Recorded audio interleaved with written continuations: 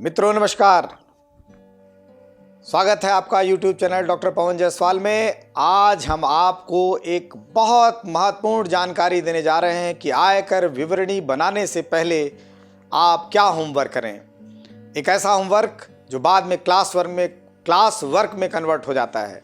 यह होमवर्क है computation of income, आयकर संगणना चार्ट।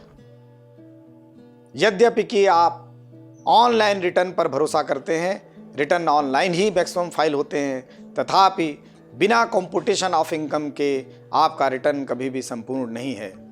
जब कभी भी किसी प्राधिकरण से, बैंक से, एम्प्लॉयर को कहीं पे भी आप अगर रिटर्न अपना फाइल कर रहे हैं, सबूत के रूप में दे रहे हैं कि आपकी यह आय थी जिसको आपने आयकर विभाग को रिटर्न किया था, चाहे वो वीज़ा बनवाना हो, चाहे वो आय का प्रमाण पत्र देना हो, चाहे वो बैंक से लोन ही क्यों न कराना हो, आपको विवरणी के साथ साथ कंप्यूटेशन ऑफ इनकम फर्निश करना आवश्यक होता है। क्या है ये कंप्यूटेशन ऑफ इनकम? चलिए मैं बताता हूँ। रिटर्न आप जब भरते हैं तो उसके कॉलम, उसके आइटम्स निर्धारित होते हैं। आयकर ने फॉर्म 1 से लेकर 7 तक निर्धारित किया हुआ है। अलग अलग करदाताओं के लिए अलग अलग रिटर्न प्रेस्क्राइब किया हुआ है। लेकिन किसी भी प्रकार का रिटर्न हो, उस रिटर्न को भरने के पहले एक होमवर्क करना पड़ता है जिसे बोलते हैं कंप्यूटेशन ऑफ इनकम। वो शीट जब फाइनल हो जाती है, जब वो रिटर्न में भर जाती है, रिटर्न में उस शीट की फिगर जब भर जाती हैं, तो वो कंप्यूटेशन ऑफ इनकम होमवर्क से फिर क्लास वर्क में कन्वर्ट हो जाता है। वह आपके लिए एक एसेंशियल डॉक्यूमेंट हो जाता है। क्या है कंप्यूटेशन ऑफ इनकम? इसके 2 पार्ट होते हैं, एक पर्सनल पार्ट, दूसरा टेक्निकल पार्ट या कॉमर्शियल पार्ट।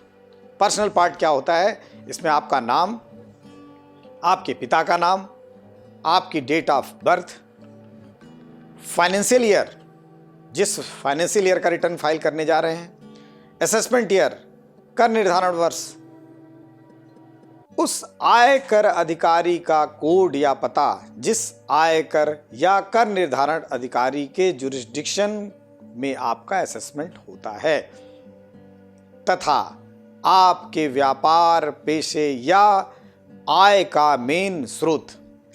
यह भाग व्यक्तिगत भाग कहलाता है। अब दूसरा भाग आता है टेक्निकल या कॉमर्शियल सेक्शन। इस सेक्शन में आपको आयकर की 5 मदों को दिखाना पड़ता है। यदि आप वेतन से आय करते हैं तो वेतन शीर्षक में आप अपनी आय दिखाएंगे। वेतन शीर्षक के सभी कटौतियों को घटाएंगे, एग्जम्पशंस को घटाएंगे, कुछ आइटम ऐड करेंगे, कुछ लेस करेंगे। इसी प्रकार दूसरा शीर्षक आता है इनकम फ्रॉम हाउस प्रॉपर्टी। यदि आपके मकान हैं, मकान को आपने किराए पर उठाया है या किराए पर नहीं उठाया है, आपने कोई मकान बनवाया है, लोन लेकर बनवाया है, उसकी आप इंस्टॉलमेंट्स पे कर रहे हैं, ब्याज पे कर रहे हैं या पे करेंगे, तो ऐसे में इन सारी चीज़ों के लिए income from house property head में कुछ आइटम घटाएंगे, कुछ जोड़ेंगे। इस तरीके से आपको नेट इनकम हाउस प्रॉपर्टी की प्राप्त होगी। तीसरा, यदि आप कोई व्यापार करते हैं, पेशा करते हैं या कई प्रकार के व्यापार और पेशे में संलग्न हैं, तो ऐसे व्यापार एवं पेशे की आय अलग अलग पृथक पृथक कैलकुलेट करके हर व्यापार और पेशे के खर्चे और आय समायोजित करने के बाद, हानि लाभ को समायोजन करने के बाद जो नेट इनकम आई है या जो नेट लॉस आया है, उसको आप कैलकुलेट करेंगे। चौथा, कैपिटल गेन अर्थात पूंजीगत लाभ। इसमें जो भी movable property, immovable property, share, antique items जो भी आपने बेचा है, गोल्ड, ज्वेलरी, सिल्वर, जो भी आपने बेचा है, इन सब से होने वाला दीर्घकालीन पूंजीगत लाभ या अल्पकालीन पूंजीगत लाभ की नेट फिगर आप एक जगह नोट करेंगे। साथ ही अंतिम शीर्षक है इनकम फ्रॉम अदर सोर्सेज, अन्य स्रोतों से आए, मुख्यतया बैंक से प्राप्त, पोस्ट ऑफिस से प्राप्त, अन्य संस्थाओं से प्राप्त ब्याज, कोई बोनस, कोई कमीशन, कोई रॉयल्टी आदि आदि। ऐसी आय जो अन्य स्रोतों से, पहले 4 स्रोतों में कहीं सेग्रीगेट नहीं हो सकती है, वो अन्य स्रोतों में आती है, ऐसी आय को भी आप जोड़ेंगे।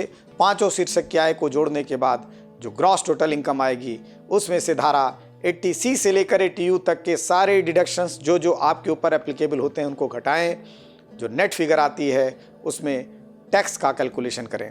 इनकम टैक्स का कैलकुलेशन करें जो रेट प्रिवेलिंग हो उस पर्टिकुलर फाइनेंशियल ईयर के लिए। जो कर की गणना करेंगे उस कर की गणना से अगर आपकी आय 5 लाख रुपए से कम है तो धारा 87A के तहत 2,000 रुपये घटाएं।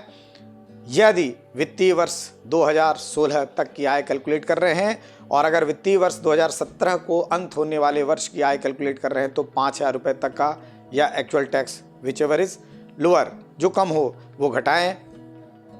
साथ ही 89(1) वगैरह की अगर धारा 89(1) में कोई आपने एरियर के संबंध में कोई रिलीफ क्लेम कर रहे हैं तो वो घटाएं।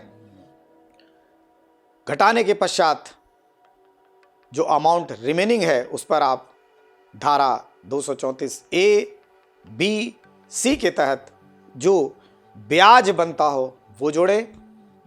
ब्याज जोड़ने के बाद जो नेट टैक्स आता हो उसमें से आप एडवांस में भुगतान किए गए कर को घटाएं, सेल्फ असेसमेंट टैक्स को घटाएं, आपके पैन नंबर पर जो TDS किया गया था उसे घटाएं, आपके पैन नंबर पर जो TCS किया गया था उसे घटाएं। साथ ही यदि आपने विक्रेता के रूप में कोई दीर्घकालीन पूंजीगत संपत्ति या अर्ध अल्पकालीन पूंजीगत संपत्ति जो 50 लाख रुपए मूल्य से ज़्यादा थी उसे बेचा है और क्रेता ने अगर 1% 1% TDS किया है उस अमाउंट को भी घटाएं। शेष जो रकम आती है वह रकम आप भुगतान करेंगे कर के रूप में। यदि कुछ पैसा शेष हो जाता है तो यह रिफंड है आपके लिए, अर्थात आप विभाग से उतना पैसा वापस लेंगे। और यदि नील बैलेंस आता है तो इसका मतलब है कि आपका जो कर दायित्वता बनती थी वह आप पूरा पे कर चुके हैं। इसी समरी को साथियों बोला जाता है कंप्यूटेशन ऑफ इनकम।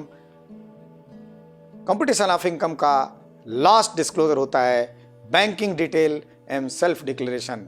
तो लास्ट में आप अपने बैंक का अकाउंट नंबर या अपने समस्त बैंकों के अकाउंट नंबर जिनमें आप अकाउंट होल्डर हैं उन सबको दर्शाएंगे, IFSC कोड देंगे, MICR कोड देंगे अगर पॉसिबल है, अकाउंट का प्रकार बताएंगे कि वो सेविंग बैंक अकाउंट है या करंट अकाउंट है या लिखेंगे या CC अकाउंट है या लिखेंगे।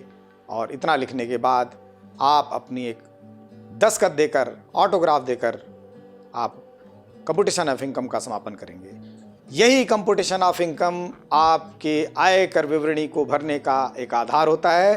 साथ ही भविष्य में कभी भी कहीं पर भी जब भी आयकर विवरणी को रीड किया जाता है, चाहे लीगल टर्म्स में चाहे किसी और टर्म्स में, तो ऐसे में कंप्यूटेशन ऑफ इनकम की कामना की जाती है। अर्थात कंप्यूटेशन ऑफ इनकम छाया है आपके आयकर के विवरणी की, इसे आयकर विवरणी से दूर न करें, अवश्य बनाएं, फाइल करें, रखें अपने पास कंप्यूटेशन ऑफ इनकम। आज के लिए इस सेशन में इतना ही, फिर मिलेंगे, आपके साथ महत्वपूर्ण जानकारियाँ साझा करेंगे। यदि हमारा यह वीडियो आपको पसंद आया हो तो अवश्य सब्सक्राइब करें हमारे चैनल डॉक्टर पवन जायसवाल को। साथ ही शेयर करें अपने ज़्यादा से ज़्यादा साथियों को यह जानकारी, जो कि एक महत्वपूर्ण जानकारी है। और अगर आपके मन में कोई विचार, कोई भावना, कोई समस्या उत्पन्न हो रही हो तो हमसे शेयर करें, हम गौरवान्वित होंगे आपके समस्याओं का समाधान करने के लिए। साथियों धन्यवाद, नमस्कार।